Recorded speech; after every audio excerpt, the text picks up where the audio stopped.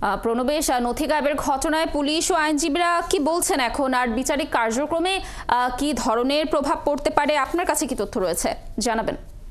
এখানে মহানগর দায়রা জজ আদালত, সেই জজ আদালতে পিপি অফিসের সামনের থেকে যে নথিগুলো এখান থেকে হারিয়ে গেছে বা চুরি হয়ে গেছে,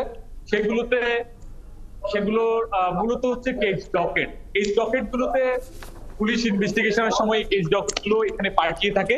এগুলো আমরা এখন যে জায়গায় আছি, মহানগর দায়রা জজ আদালতের ঠিক বাইরেই এই ডকেট গুলো রাখা ছিল।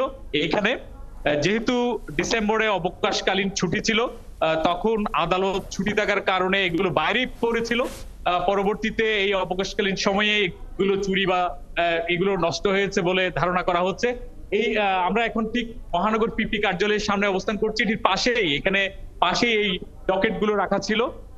তো এরই মধ্যে এই ডকেট গুলোর জন্য থানায় জিডি করা হয়েছে। কিছুক্ষণ আগে কোতোয়ালি থানার ওসি সহ এখানে তাদের একটা পুলিশের টিম এখানে আসছিলেন।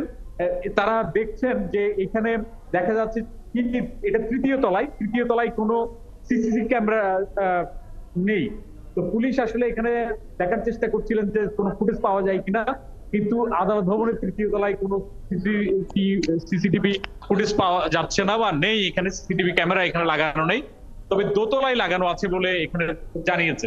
এই ডকেট গুলো একটা গুরুত্বপূর্ণ কারণ হচ্ছে, যখন ইনভেস্টিগেশন অফিসার বা তদন্তকারী কর্মকর্তাকে যখন সাক্ষী হিসেবে আনা হয়, তখন যেহেতু তিনি কি তদন্ত করেছিলেন ঘটনার সময়, যেহেতু ধারা ক্রমিক ভাবে ডকেটে উল্লেখ থাকে, ফলে এটির সাথে মিলিয়ে কিন্তু সাক্ষী করা হয় মূলত আয়োকে।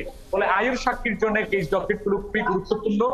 আর এই এতগুলো কেস ডকেট একসাথে লোপাট হয়ে যাওয়া, সেটি বিচার কার্যক্রমের সাথে যারা যুক্ত তারা বলছেন যে আদালত চত্বর থেকে হারিয়ে যাওয়া এটি কখনোই মানা যায় না। আর এগুলো নিরাপত্তা বলয়ের মধ্যে রাখা, এগুলো একটা গুরুত্বপূর্ণ জায়গায় সংরক্ষিত থাকা, সেটি খুব গুরুত্বপূর্ণ। যদিও পিপি বলেছেন এগুলো কেস ডকেট হারিয়ে গেলেও এগুলো মামলার ক্ষেত্রে তেমন প্রভাব ফেলবে না, এটা পিপির দাবি।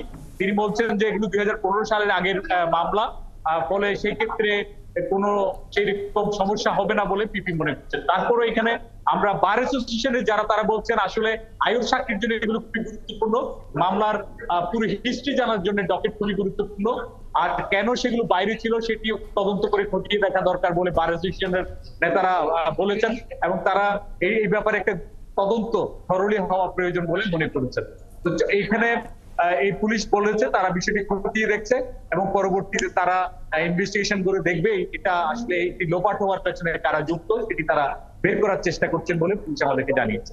এটি ছিল তো চট্টগ্রাম আদালত থেকে যে মামলার ডকেট যে হারিয়ে যাওয়া, সেটি সর্বশেষ। প্রণবেশ, ধন্যবাদ আপনাকে আমাদের সাথে যুক্ত থাকার জন্য। আপনি থাকুন সেখানে, আমরা পরবর্তী সংবাদে আবার আপনার সাথে যুক্ত হয়ে সেখানকার সর্বশেষ তথ্য জানার চেষ্টা করব।